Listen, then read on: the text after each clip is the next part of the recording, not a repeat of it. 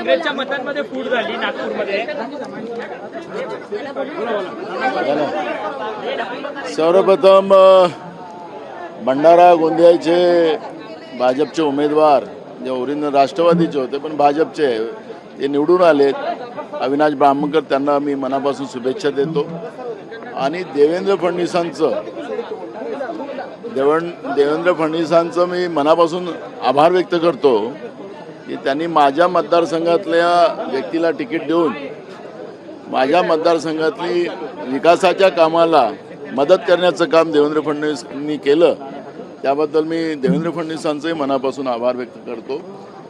राहिलं नागपूरमध्ये काँग्रेसची मतं फुटली असं तुम्ही म्हणता, तर भंडारा गोंदियामध्ये भाजपची मतं फुटलीत. 330 मतं भाजपजवळ होती, 119 मतं आमच्याजवळ होती, 5वी बहुमत त्यांच्याजवळ होतं आणि आम्हाला आता 152 मतं मिळाली. मग भंडारा गोंदियामध्ये भाजपची मतं फुटलीत. त्याच्यामुळे नागपूरची कहाणी सांगून भंडारा गोंदियाचं पाप लपवण्याचं काम भाजप करत असेल तर हे दुर्भाग्य आहे. आणि मला असं वाटतं की दमदाटीच्या, पैशाच्या प्रलोभनात, पोलिसांच्या दबावाच्या खाली या पद्धतीचं हे मतदान यावेळेस करण्याचं काम झालं. भाजपची मोठ्या प्रमाणात मतं फुटणार होती पण दबावामुळे ते फुटले नाहीत, कारण की त्यांना ह्या सरकारचं जे शेतकरी विरोधी धोरण आहे, तरुणांच्या विरोधातलं धोरण आहे, महागाईच्या विरोधातलं धोरण आहे, ते या भाजपवाल्यांनाही आता मान्य नाही, भाजपच्या खालच्या कार्यकर्त्यांनाही मान्य नाही. अशी परिस्थिती आज महाराष्ट्रामध्ये आहे. नाशिकमध्ये गोकुळ गीते यांचा विजय झालेला दिसत आहे. गोकुळ गीते यांचा विजय झाला आहे, त्यामुळे कुठल्या कुठेतरी एकनाथ शिंदेने देखील शिवा दिलेला आहे का? त्यांच्यात तर महायुतीमध्ये आपसातले खूप मोठे भांडणं आहेतच, हे आपल्याला पाहायला मिळतात. एखाद्या वेळेस ते तिघही एकत्रित येतात.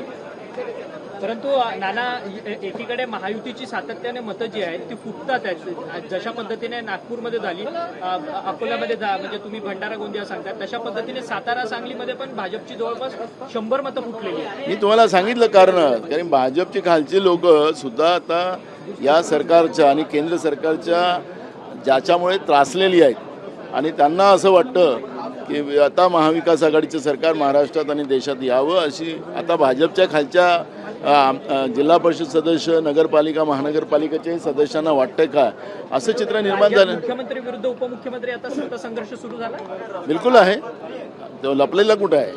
विधानसभेतच भांडण झालेलं त्यांचं.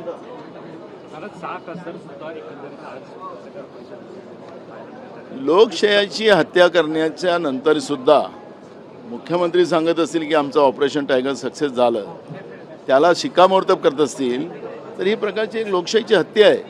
आणि या लोकशाहीच्या हत्याला मुख्यमंत्री शिक्कामोर्तब करतात. आता महानगरपालिकेचे लोक तोडू, याचे तोडू, आखरी एवढं 5वी बहुमत आहे, 5वी बहुमताचंही भूक यांची शांत झालेली नाही.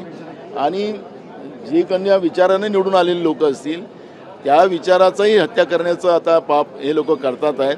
आणि म्हणून 2029मध्ये यांच्याशी लोक यांना सत्तेच्या बाहेर काढल्याशिवाय राहणार आहे. थँक्यू.